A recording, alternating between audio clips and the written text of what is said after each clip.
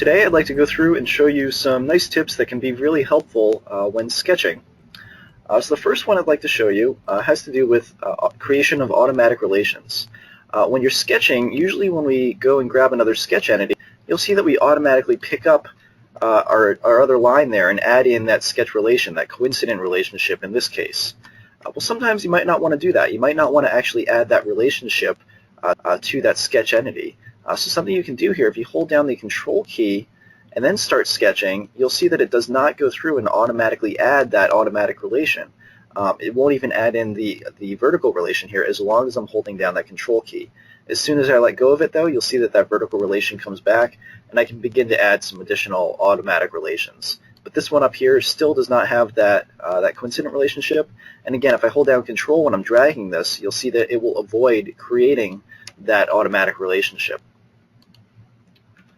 One other nice thing I'd like to show you, if you go and draw another sketch element here, you'll see that when I drag this circle dynamically, the value varies just kind of incrementally, little by little. If I hold down the Shift key, though, you'll see I get actual solid increments here. It's basically going 25 millimeters as I drag it through its range. So that's by holding down the Shift key. We can get that nice snap to the grid there. Another thing I'd like to show, sometimes we'll want to go through and create some relationships between two entities, in this case maybe two circles. So maybe I'd like to make these two circles tangent to one another and also equal. So usually I do that by holding down Control, selecting each of these, and I get my little pop-up window here where I can go through and add some of those sketch relationships. So here if I click the tangent button, you'll see that those become nice and tangent, but if I'd like to make those equal, I'd have to go over here to the left and try to select those again. Whereas if I hit that Control key again, it'll actually bring up that pop-up window, and I don't have to move my mouse so far, and I can go through and add that additional relationship that I might need.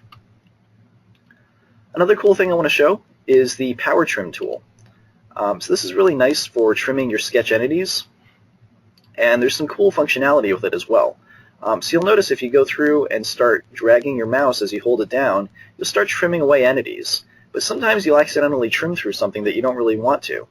Well, if you go back through that point that you originally trimmed to, you'll see that it then comes back and it basically undoes the trim operation. So it's a nice way to kind of go back and forth between your trim operations.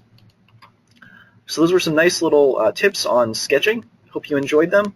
If you have any questions, feel free to contact us on support.